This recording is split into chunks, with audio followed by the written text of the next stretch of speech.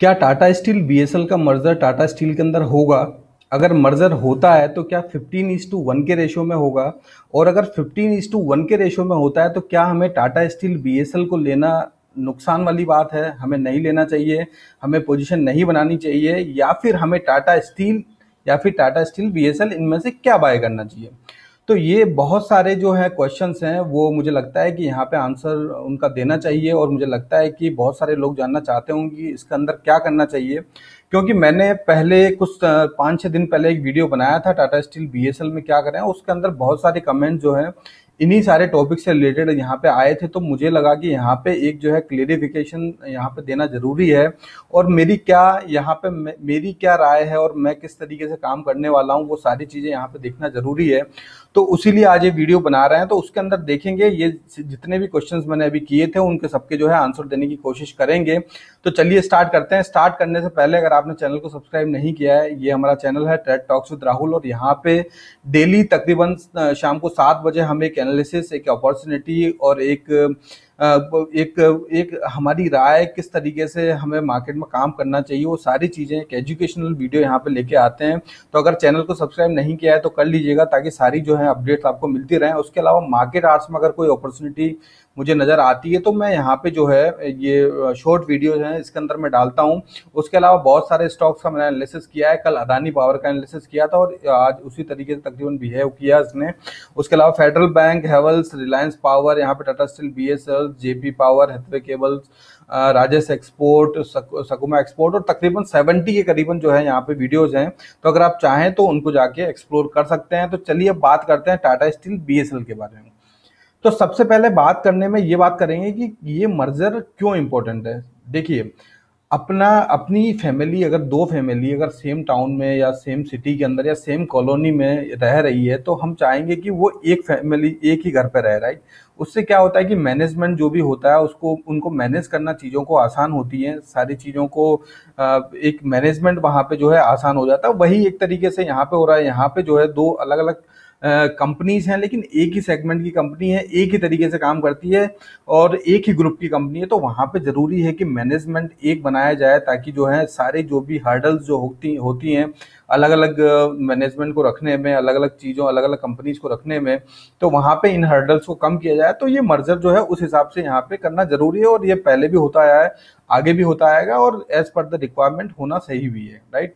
उसमें कोई प्रॉब्लम वाली बात नहीं है। अब प्रॉब्लम वाली बात कहाँ हो रही है, यहाँ पे एक जो है इनकंसिस्टेंसी जो है क्रिएट हो गई है टाटा स्टील बीएसएल के अंदर और टाटा स्टील के अंदर। वो रीजन क्या था कि ये जो अनाउंसमेंट हुआ था वो तकरीबन 2 साल पहले अप्रैल में हुआ था, और अब जो है 2 साल 2 महीने के बाद में जो है शेयर प्राइस में थोड़ी सी इनकंसिस्टेंसी हो गई है। दोनों शेयर्स की प्राइस में, वैल्यूएशन में इनकंसिस्टेंसी हो गई है। जहां पे टाटा स्टील बीएसएल जो है माइनस में था, उस टाइम पे डेट के अंदर था, काफी नीचे अंडर वैल्यूड था। अब थोड़ा सा ऊपर आ गया, हालांकि अभी भी अंडर वैल्यूड है। लेकिन टाटा स्टील जो है उस हिसाब से, जिस हिसाब से टाटा स्टील बीएसएल भागा, उस हिसाब से टाटा स्टील नहीं भागा। भागा टाटा स्टील भी बहुत, लेकिन अगर उन दोनों के वैल्यूएशन देखेंगे तो उन शेयर प्राइस की अगर प्रोग्रेस देखेंगे उस ड्यूरेशन में, तो काफी जो है यहाँ पे डिफरेंस निकल के आता है। तो ये यहाँ प्रॉब्लम क्रिएट हुई, राइट। अब यहाँ पे जो है अगर हम देखेंगे तो यहाँ पे क्या हुआ था प्रीवियसली, उसके बारे में थोड़ा सा यहाँ पे देखते हैं। ये एक न्यूज थी जहां पे ये Tata steel board approves merger of Bamnipal steel and Tata steel BSL, right. और तो यहाँ पे ये जो है अप्रूवल से रिलेटेड न्यूज है कि यहाँ पे जो Bamnipal steel and Tata steel BSL है, Bamnipal steel basically Tata steel जो है वही है। ये भी एक सब्सिडरी थी जो कि इसके अंदर जो है टाटा स्टील के अंदर ही आती हैं तीनों कंपनीज। तो यहाँ पे जो है ये न्यूज थी कि अप्रूवल यहाँ पे हुआ है। अब यहाँ पे आप देखेंगे तो Tata steel board has approved the merger of Bamnipal steel and Tata steel BSL, formerly Bhushan steel limited. Tata steel BSL पहले भूषण स्टील थी यहाँ पे। और तो ये यहाँ पे जो है एक अप्रूवल यहाँ पे हुआ बोर्ड की तरफ से कि ये जो है मर्जर होना है, राइट। अब नीचे आके देखते हैं, ये अप्रूवल हुआ, इसका मतलब मर्जर तो होना ही है, राइट। उसके अलावा अब नीचे देखते हैं, द बोर्ड है recommended merger ratio of 1 equity share of 10 each of Tata steel for every 15 share of 2 each of Tata steel BSL as part of the scheme. The equity shares held by Bamnipal steel and preference share of held by Tata steel in the Tata steel BSL shall stand cancel.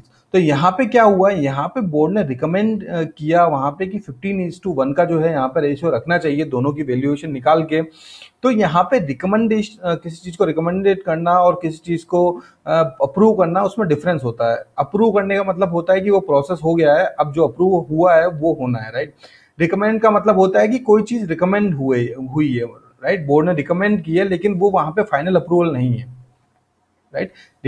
Recommended और approval में difference होता है। तो वो वहां पे एक board ने एक प्रस्ताव रखा था कि ये जो है 15:1 के रेशियो में जो है यहाँ पे जो है मर्ज होना चाहिए। तो ये हो गई बात जो है इसकी। अब हुआ क्या कि ये जो न्यूज है, ये न्यूज है तकरीबन 25 अप्रैल 2019 की। उसके बाद से अभी जो है तकरीबन जो है 2 साल 2 महीने के करीबन यहाँ पे हो गए हैं, राइट। अब इस ड्यूरेशन में जो है शेयर्स के अंदर जो एक इनकंसिस्टेंसी हो गई, और जो है वहां पे वैल्यूएशन जो 15:1 का जो रेशियो है, उस रेशियो में थोड़ी सी गड़बड़ हो गई, राइट। अब गड़बड़ कैसे हो गई, अगर आप देखेंगे टाटा स्टील बीएसएल के अंदर चलते हैं, राइट। टाटा स्टील बीएसएल के अंदर आ गए हम। अब यहाँ पे जो है हम चलेंगे, इसकी डेट जो ये अनाउंस हुई थी 25 अप्रैल 2019 को, इफ़ यू कैन सी, यहाँ पे चलते हैं तो ये हो गया अप्रैल, और ये हो गई ये वाली डेट। अब यहाँ पे इस डेट में शेयर का क्या प्राइस था, इफ़ यू कैन सी, ये डेट यहाँ हो गई। और अगर आप इसको, मैं थोड़ा जूम कर देता हूँ, अगर आप देखेंगे तो इस शेयर का प्राइस जो है टाटा स्टील बीएसएल का, यहाँ पे इस जगह पे तकरीबन था 32.50, 32.50 का यहाँ पे प्राइस था। तो चलो कैलकुलेट करते हैं यहाँ पे। तो यहाँ पे ये प्राइस हुआ 32.50। और अगर टाटा स्टील के अंदर चलें इस डेट पे, पर्टिकुलर डेट पे, तो टाटा स्टील के अंदर यहाँ पे आ गए हम, और टाटा स्टील के अंदर आके अगर इस लेवल पे देखें, ये अप्रैल हुआ और ये आपका 25 अप्रैल हो गया, राइट। 25 अप्रैल को इसकी प्राइस थी यहाँ पे, ये इसकी प्राइस थी, और ये जो प्राइस निकल के आती है वो है 510.80, राइट। तो यहाँ पे चलते हैं 510,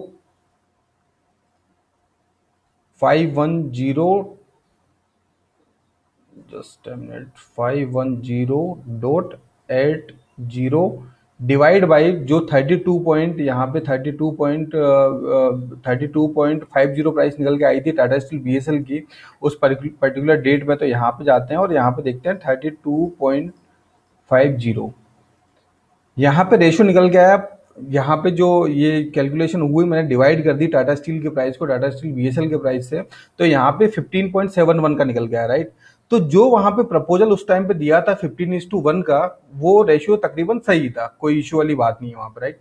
अब प्रॉब्लम क्या क्रिएट हुई, प्रॉब्लम क्रिएट हुई इस जो ड्यूरेशन, जो 2 साल 2 महीने लगे, इतने लंबे ड्यूरेशन में। हालांकि टाटा स्टील भी काफी भागा और टाटा स्टील बीएसएल भी काफी भागा, दोनों शेयर्स काफी भागे, लेकिन टाटा स्टील बीएसएल जो है वो टाटा स्टील के मुकाबले थोड़ा ज्यादा भागा, राइट।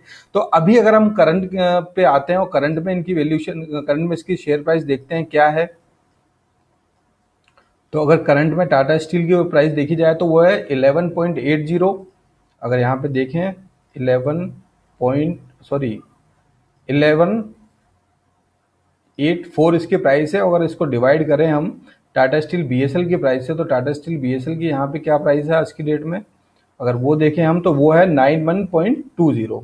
तो यहाँ पे जो है 91.20 को डिवाइड करते हैं 91.20, तो यहाँ पे जो है 12.98, तकरीबन 13 जो है 13 गुना यहाँ पे है। तो ये रेशियो जो है 13:1 के रेशियो में अगर आज की तारीख में मर्जर होता है तो बिल्कुल कोई दोनों के अंदर कोई प्रॉब्लम वाली बात नहीं है, राइट।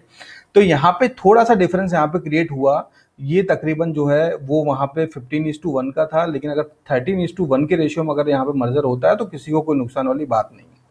तो ये बात हो गई इसकी।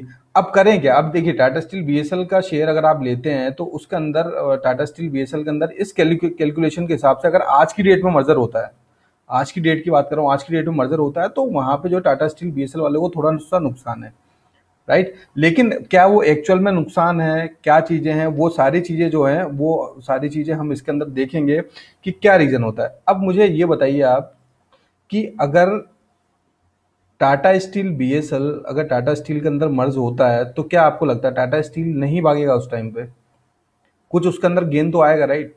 कुछ थोड़ा सा भी अगर टाटा टाटा स्टील यहाँ पे 2-3-4% भी ऊपर भाग जाता है आज की डेट में भी, तो वैल्यूएशन को मैच करने में वहां पर कोई ज्यादा टाइम नहीं लगेगा उनको, राइट। 15:1 के रेशियो में के हिसाब से नहीं होगा, 14:1 के रेशियो के हिसाब से हो जाएगा। अगर 15:1 थोड़ा बहुत हमें नुकसान भी होता है बीएसएल में तो क्या प्रॉब्लम है। अब यहाँ पे कैलकुलेशंस क्या निकल के आती है वो चीज जानिए। अब यहाँ पे क्या होता है कि इसमें सबसे ज्यादा नुकसान किसको है, इसमें सबसे ज्यादा नुकसान इटसेल्फ टाटा ग्रुप को है, राइट।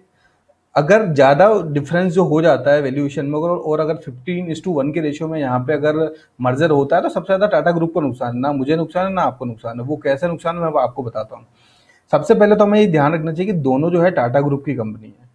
तो यहाँ पे जो टाटा स्टील बीएसएल के अंदर जो यहाँ पे ग्रोथ और अपॉर्चुनिटी और जो स्कोप यहाँ पे नजर आता है वो उतना टाटा स्टील के अंदर नहीं है। उसका रीजन मैं आपको बताता हूँ। देखिए यहाँ पे सबसे पहले तो, और ये डिटेल में मैंने एनालिसिस उस वीडियो में किया है, अगर आप चाहें तो उस वीडियो में जाके देखें, वो मैं डिटेल में वहाँ पे एनालिसिस किया है, सारी इन्फॉर्मेशन आपको मिल जाएगी। यहाँ पे इटसेल्फ जो है बुक वैल्यू की अगर बात करेंगे यहाँ पे तो करंट प्राइस उससे आधी है। पहला तो यही हो गया, 2 गुना का चांसेस तो यही हो गया। दूसरा आप देखेंगे 10,000 करोड़ की कंपनी है, और अगर इसकी करंट में सेल देखेंगे आप, करंट क्वार्टर की ओनली फॉर सेल्स मैं देख रहा हूँ और बाकी मैं सेल्स नहीं देख रहा हूँ, तो यहाँ पे अगर आप करंट में सेल्स देखेंगे तो यहीं पे आप देख लीजिए, करंट में इनकी जो सेल्स है वो तकरीबन 7,321 करोड़ की है। अब किसी कंपनी का टोटल मार्केट कैप भी 10,000 करोड़ है और 7,321 करोड़ की सेल्स एक क्वार्टर की यहाँ पे सेल्स है, तो आप देख लीजिए इसके अंदर कितनी अपॉर्चुनिटी, कितनी ग्रोथ बाकी है। तो यहाँ पे मर्जर अगर हो जाता है तो जाहिर, अगर मर्जर होता भी है तो देखिए टाटा स्टील भी भागेगा, नो इशू उसके अंदर। लेकिन यहाँ पे अगर इंडिविजुअल ये कंपनी रहती है तो उससे ज्यादा स्कोप वहां पे निकल के आता है टाटा स्टील से। लेकिन अब वो मैनेजमेंट, वो जो भी मैनेजमेंट वो करना चाहता है, वो मर्जर करना चाहता है, उसमें वो उनकी हेडेक है, उनकी प्रॉब्लम है, उसका हम कुछ नहीं कर सकते और ना ही कुछ कर पाएंगे। यहाँ पे हम अपने पॉइंट ऑफ व्यू से देखते हैं कि अपने पॉइंट ऑफ व्यू से अपनी हमें क्या करना चाहिए। अगर आप यहाँ पे एक चीज नोटिस करेंगे, टाटा स्टील बीएसएल जो है उसकी मार्केट कैप ये हो गई, और टाटा स्टील बीएसएल की जो यहाँ पे ये टाटा स्टील बीएसएल हो गया, और नेट क्वार्टर रेट्स करोड़ ये 1913 करोड़ हो गया, और टाटा स्टील का जो है 6644 करोड़ हो गया। यहाँ पे तकरीबन 3 गुना से यहाँ पे कम है टाटा स्टील बीएसएल का, राइट। तकरीबन 1/3 है यहाँ पे अगर आप देखेंगे। और यहाँ पे अगर आप ये चीज देखेंगे कि इनका मार्केट कैप और टाटा स्टील का मार्केट कैप में क्या डिफरेंस है, तो ये 14 गुना है, 14 टाइम ये है यहाँ पे, राइट। तो जाहिर सी बात है यहाँ पे Tata steel BSL Tata steel के मुकाबले काफी अंडर वैल्यूड है। और यहाँ पे टाटा स्टील को देखेंगे तो इसकी बुक वैल्यू भी 600 थी और यहाँ पे तकरीबन डबल पे ट्रेड कर रहा है, जबकि वो नीचे ट्रेड कर रहा है, राइट। तो 4 गुना का डिफरेंस यहीं पे हो गया। तो इंडिविजुअल के अंदर तो टाटा स्टील बीएसएल की ग्रोथ है, राइट। अब यहाँ पे क्या, अब क्वेश्चंस क्या निकल के आते हैं, क्वेश्चन यहाँ पे ये निकल के आते हैं कि मर्जर होता है, अगर सपोज कीजिए टाटा स्टील बीएसएल का और टाटा स्टील का मर्जर अगर नहीं हुआ, अभी 2 साल और डिले हो गया, तो टाटा स्टील बीएसएल मुझे नहीं लगता है कि वो वेट करने वाला है, राइट। तो अब उस हिसाब से हमें काम करना चाहिए, उस हिसाब से हमें पोजीशन बनाना चाहिए, क्योंकि यहाँ पे जो डिफरेंस 13:1 और 15:1 के रेशियो में यहाँ पे इतना कोई ज़्यादा डिफरेंस नज़र नहीं आता है। और ज़्यादा ही उसके बारे में आपको बताऊँ तो हम जैसे छोटे मोटे जो रिटेल इन्वेस्टर्स हैं उनको इससे कोई ज़्यादा फर्क नहीं पड़ने वाला है, राइट। क्योंकि हमें कितना इन्वेस्ट करना होता है, 50 लाख, 1 लाख, 2 लाख, 3 लाख, 5 लाख, राइट। हमें इससे कोई फर्क नहीं पड़ना वाला, और ये सारी जो चीजें हैं वो कवर हो जाएंगी जब मर्जर होता है। और मर्जर होने के बाद में टाटा स्टील जो है 2, 3, 4, 5-10% भी भागता है, तो वो सारी चीजें इक्वल हो जाएंगी, उसमें कोई वहां पे आपको वरी करने की जरूरत है नहीं, राइट। तो अब पोजीशन कैसे बनाएं, अगर आप ज्यादा ही कंसर्न है, ज्यादा ही कंजर्वेटिव हैं, तो उसके अंदर आप क्या करें, सपोज कीजिए आपको 1 लाख रुपए इन्वेस्ट करना है, राइट। तो आप 50,000 टाटा स्टील के अंदर कीजिए, 50,000 जो है टाटा स्टील बीएसएल के अंदर कीजिए, कोई प्रॉब्लम वाली बात नहीं है। तो वहां पे एक इक्वेशन के अंदर वहां पे प्रोपोर्शनेट हो जाएगा, वो कोई वहां पे वरी करने की यहाँ पे जरूरत है नहीं, राइट। तो ये सारी चीजें इसके रिगार्डिंग हो गई। अब हम बात करते हैं कि अगर 15:1 के रेशियो में वाकई में मर्जर होने वाला है कि नहीं होने वाला है, उसके बारे में बात करते हैं। तो ये मैं टाटा स्टील की ऑफिशियल साइट पर आ गया हूँ। यहाँ पे amalgamation of Bamnipal steel limited and Tata steel BSL limited into with Tata steel limited. अब यहाँ पे आप देखेंगे इसका मतलब होता है मर्ज होना। तो यहाँ पे आप देखेंगे जो करंट में ये पीडीएफ डॉक्यूमेंट मैं ओपन करता हूँ, यहाँ पे ये करंट डॉक्यूमेंट है। तो इस करंट डॉक्यूमेंट के अंदर अगर आप पेज नंबर 31 के अंदर आएंगे, तो पेज नंबर 31 के अंदर यहाँ पे मेंशन है, कंसिडरेशंस के अंदर क्या मेंशन है वो देखिए आप। कंसिडरेशन के अंदर यहाँ पे मेंशन है, ये कुछ फॉर्मल डिटेल्स हैं रिलेटेड टू मर्जर। और यहाँ पे जो है ये इन्होंने मेंशन किया हुआ है कि 1 equity shares of INR 10 is created as fully paid up of the transferee company for every 15 years equity 15 equity shares of 2 rupees each fully paid up held by such equity shareholders in the transfer company 2। अब यहाँ पे क्या बोल रहा है, ये वो same चीज बोल रहा है जो यहाँ पे अनाउंस हुई थी। ये मर्जर से रिलेटेड ये अपडेट है। अगर इसको एक ध्यान में रखा जाए तो ये आप ध्यान रखिए कि ये करंट में जो है, जो भी डॉक्यूमेंट यहाँ पे आया है टाटा स्टील की ऑफिशियल साइट पे, वो जून 1 का है, राइट। तो ये जो है यहाँ पे ये मर्जर जो है 15:1 के रेशियो में भी हो सकता है, कोई वरी करने की यहाँ पे कोई डाउट नहीं है कि नहीं होगा या कुछ हो, या और हो सकता है वैल्यूएशन में काफी डिफरेंस हो जाए अभी आने वाले टाइम में, तो ये मर्जर डिले हो सकता है। और यहाँ पे एक कंसिडरेशन ये हो सकता है कि 15:1 के रेशियो में नहीं किया जाए, क्योंकि यहाँ पे इनकंसिस्टेंसी है। तो 15:1 के जगह 13:1, 12:1, और वो जो करंट सिचुएशन होगी उस पर्टिकुलर टाइम में, उस हिसाब से वो सारी चीजें देखी जाएगी वहां पे, राइट। तो अब हमें क्या करना है, हमें पोजीशन किस तरीके से बनाना है, हमें जो है दोनों तरफ के लिए रेडी होना है। सबसे पहले ये ध्यान रखना है कि टाटा स्टील बीएसएल अगर इंडिविजुअल रहता है तो उसके अंदर तो कोई यहाँ पे कोई दो राय नहीं है कि वो नहीं भागेगा, राइट। वो अच्छा खासा भागेगा। और रीजन ये भी हो सकता है कि इन न्यूज़ेस की वजह से ये भी थोड़ा वो इनकंसिस्टेंट है और कंसोलिडेट हो रहा है, और जो कुछ इंपॉर्टेंट रेजिस्टेंस पे है वहां पे, तो उस वजह से वो कंसोलिडेट हो रहा है वहां पे, राइट। जब वो इंपॉर्टेंट रेजिस्टेंस से वहां से निकलेगा तो अच्छी खासी रैली उसमें निकलने को आ सकती है। तो ये तो हो गई, अगर टाटा स्टील मर्ज नहीं होता है तो टाटा स्टील बीएसएल के अंदर हमें पोजीशन बनानी चाहिए। अब दूसरी चीज की, अगर मर्ज हो जाता है तो उसके लिए रिलेटेड मैं आपको पहले ही बता चुका हूँ, उसके रिलेटेड हमें दोनों एंड पे इसलिए रेडी, इस तरीके से रेडी होना चाहिए। अगर आप 1 लाख रुपए इन्वेस्ट कर रहे हैं तो 50,000 टाटा स्टील में कीजिए, 50,000 टाटा स्टील बीएसएल में कीजिए, दोनों तरफ करके रखिए, क्या प्रॉब्लम वाली बात है, राइट।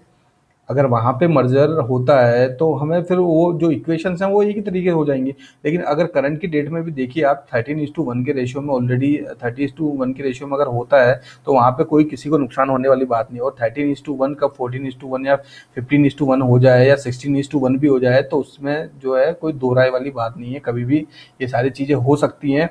तो पोजीशन किसी भी स्टॉक में, चाहे टाटा स्टील है, चाहे टाटा स्टील बीएसएल है, किसी में नुकसान नहीं है। और जो लोग ये सोच के बैठे हैं ना कि जो 90 का जो टाटा स्टील बीएसएल है वो जाके 60 पे या 65 के अंदर आ जाएगा उसके बाद में लेंगे, तो ऐसा कभी नहीं होने वाला है। मेरे हिसाब से हो भी सकता है, स्टॉक मार्केट में कुछ भी हो सकता है, लेकिन मेरे हिसाब से ये नहीं होने वाला है। तो बेटर ये है कि जो भी यहाँ पे करंट सिचुएशन है उसी हिसाब से काम कीजिए। थोड़ा बहुत मर्जर्स वगैरह होते हैं, थोड़ा बहुत नुकसान या फायदा दोनों एंड पे होता है। और जब एक बार मर्ज हो जाते हैं तो वो जितना भी नुकसान पहले नजर आता है वो सारा जो है डाइल्यूट हो जाता है। क्योंकि कोई भी चीजें कभी भी मर्जर होता है या मर्जर से रिलेटेड न्यूज आती है तो दोनों को वो फायदा होता है, टाटा स्टील हो, चाहे टाटा स्टील बीएसएल हो, चाहे ट्रांसफर कंपनी वाली कंपनी हो, चाहे ट्रांसफी कंपनी हो, दोनों को यहाँ पे जो है फायदा होता है। तो ये सारा जो है डिटेल एनालिसिस, डिटेल जो मेरी राय मैंने आपको बताई, लेकिन ये कोई रिकमेंडेशन नहीं है, मेरे हिसाब से बिल्कुल भी काम करने की जरूरत नहीं है। आप अपना एनालिसिस करें, अपने फाइनेंशियल एडवाइजर से बात करें, जिसको अच्छी खासी समझ हो उनसे बात करें, उसी के बाद में जो है आप अपना कोई भी डिसीजन लें, कोई भी स्टेप लें। मेरी यहाँ पे कोई भी रिकमेंडेशन आपको ना तो टाटा स्टील बीएसएल को खरीदने में है, ना टाटा स्टील को खरीदने में है। मुझे लगा कि ये इन्फॉर्मेटिव एक वीडियो लेके आना चाहिए। वीडियो थोड़ा लंबा जरूर हो गया होगा, लेकिन आई होप कि आपको काफी सारी इन्फॉर्मेशन इससे मिली होगी। तो अगर इसी तरीके की इन्फॉर्मेशन आप चाहते हैं तो चैनल को सब्सक्राइब जरूर कीजिएगा, शेयर भी जरूर कीजिएगा, और आपको कंटेंट अच्छा लगा है तो लाइक कीजिएगा, और अगर नहीं लगा है तो डिसलाइक भी कीजिएगा। तो ये आज की बात हो गई, कल वापस मिलेंगे एक नए एनालिसिस के साथ में, एक नई अपॉर्चुनिटी के साथ में, एक नई इन्फॉर्मेशन के साथ में। तो कल वापस मिलते हैं। In the meantime take care, bye bye.